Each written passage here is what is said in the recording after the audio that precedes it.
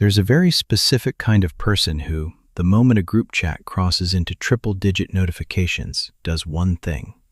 They don't reply. They don't scroll back to catch up. They don't even open it. They just mute it forever. And if you've ever done this, stick around, because what's happening in that person's mind is a lot more interesting than they're just rude. Here's the myth. We assume muting a chat forever means someone stopped caring, that they got lazy or antisocial.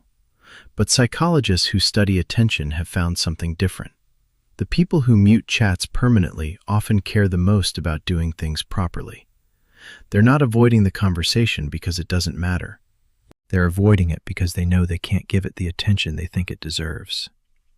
This connects to something called the Zeigarnik Effect, a psychological phenomenon showing that our brains treat unfinished tasks differently than finished ones.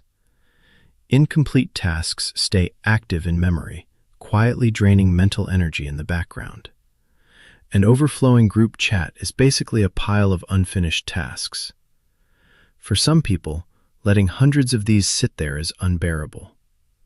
So instead of managing them one by one, they eliminate the source entirely. Here's the deeper layer. Muting isn't really about the chat. It's about control. Psychologists call this perceived control, our need to feel some influence over our environment. A constantly buzzing phone is a reminder that something demands your attention right now. Every notification is a tiny decision. Check it or don't. For those who are very organized and disciplined, an unmanageable stream of information feels chaotic in a way that actively drains them. Muting isn't an attack on the group. It's an attempt to restore order in a day that already feels like too much.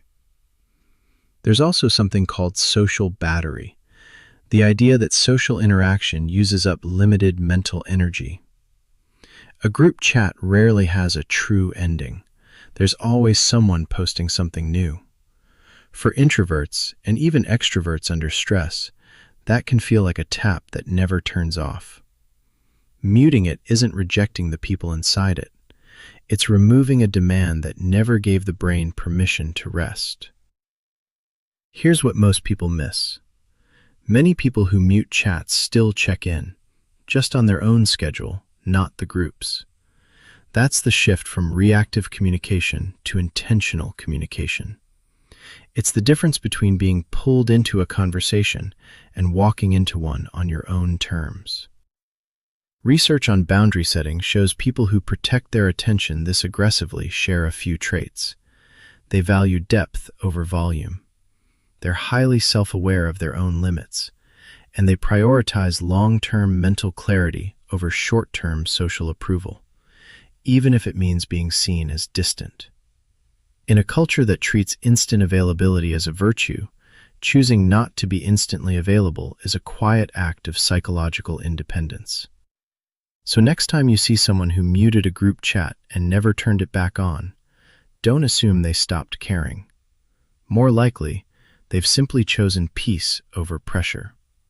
They haven't left the conversation. They've just decided when they get to walk back into it. If this made you look at your own muted chats a little differently, you're not alone.